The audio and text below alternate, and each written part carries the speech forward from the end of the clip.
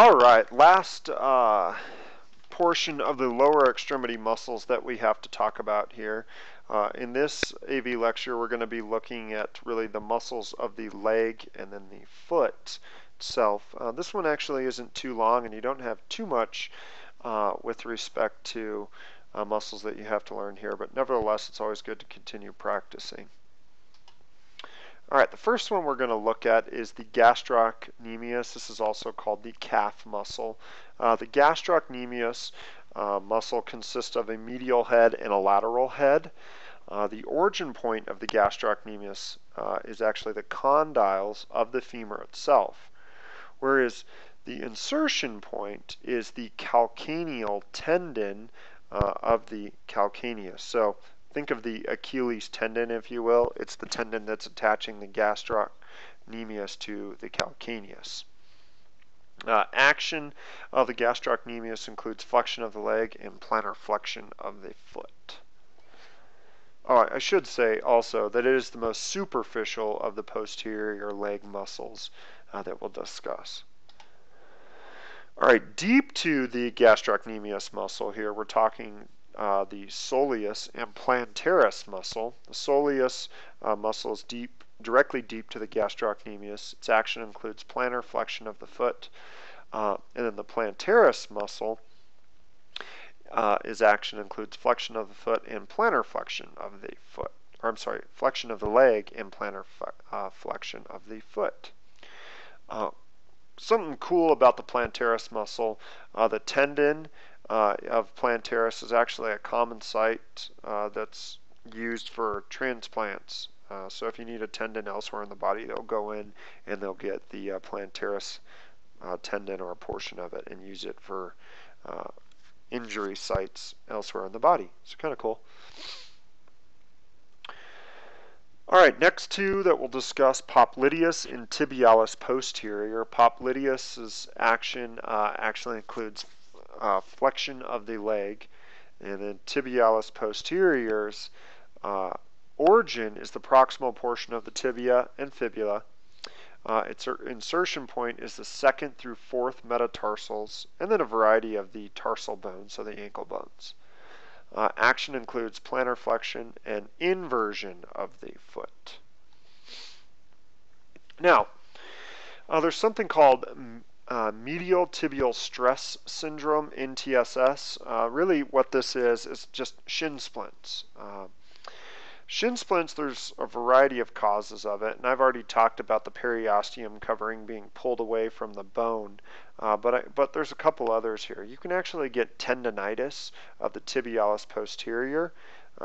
So the tibial periosteum, if you will, becomes inflamed and then can cause tendinitis. What is this caused from? Well, oftentimes it's caused to increase in activity in a really short period of time. So runners who amp up mileage relatively quick commonly see this. Over time, this can lead to a variety of stress fractures. The tendinitis can be exacerbated, and then subsequently it worsens. The best thing you can do for this is that whole Rice method. So rest, incline, you can compress it, and then once again elevate it. Ice is not incline, it's ice. So rest, ice, compression, and elevation. Geez, there's Rice. I should know that. And as I've already told you guys, the periosteum cover can slightly tear away too from that tibial bone, causing shin splints. All right.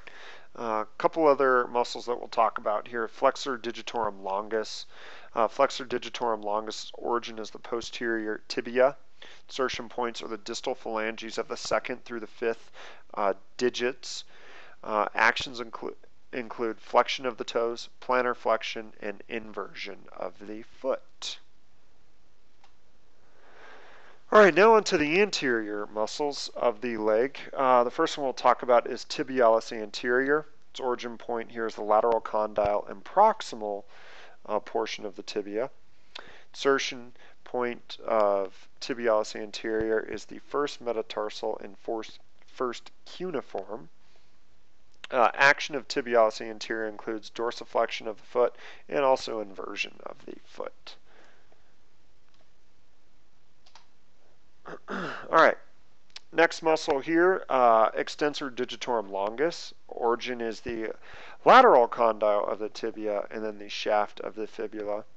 Insertion point of extensor digitorum longus includes the middle and distal phalanges of the 2nd through 5th digits, toes.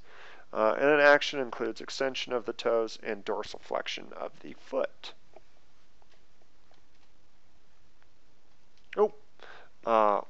Sorry about that. Last two muscles that we need to cover here, Fibularis longus and Fibularis brevis. Fibularis longus is the longer of the two, obviously based on the name. Its origin point is the head and shaft of the fibula, the lateral condyle of the tibia. Insertion point of Fibularis longus includes the first metatarsal and first cuneiform, while its action is plantar flexion and an eversion of the foot. Fibularis brevis acts in conjunction with the Fibularis longus by plantar flexing and also everting the foot. And that's really it for the lower extremity. So not too bad there with respect to the leg and foot. Make sure you guys know the origin, insertion, action, be able to identify those.